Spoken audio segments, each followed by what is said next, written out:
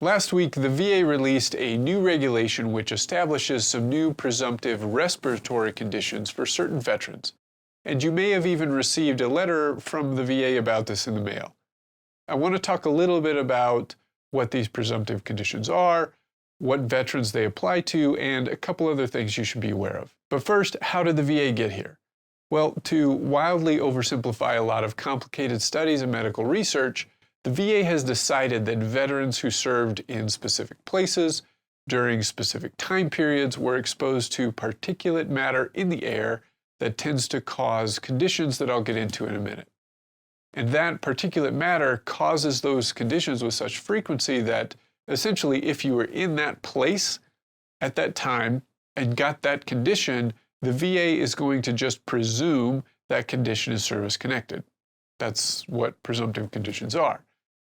So this takes veterans outside the normal claim process where a veteran typically has to prove they have a current disability, that there was an in-service event, injury, or illness, and that the in-service event, injury, or illness caused the disability.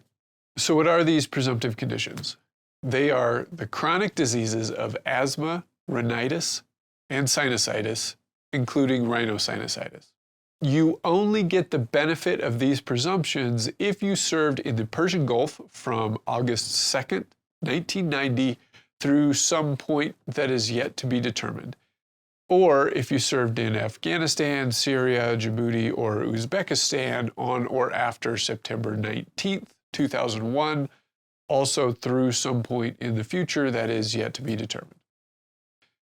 And also, in order to get the benefit of these presumptions, the conditions must manifest within 10 years after you leave the service, as long as that service included a deployment to one of those places I mentioned above.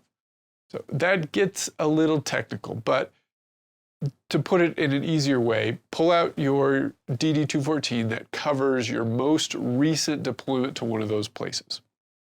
Your 10-year clock starts on the date of separation on that DD-214. Now, there's a way for the VA to still deny these presumptive conditions. The VA calls these exceptions. Now, the first thing is if the VA can prove that the disability was not caused or made worse by your service in one of those qualifying places. The second is if the VA can prove there was an intervening event between the most recent deployment and the onset of the disease. And the third is if the VA can prove the disease was caused by willful misconduct. I want to emphasize that the VA has the burden to prove these exceptions. So that's not going to fall on you. And I'm very curious to see how the VA applies these exceptions to smokers in particular. And there's a couple other things that kind of pop up too.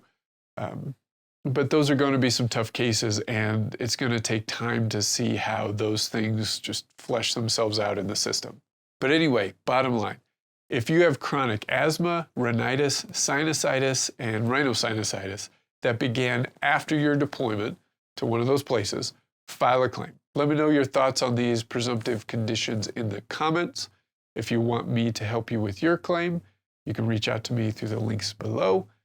I'm Al Walsh, a veteran who likes to help other veterans. Thanks for watching.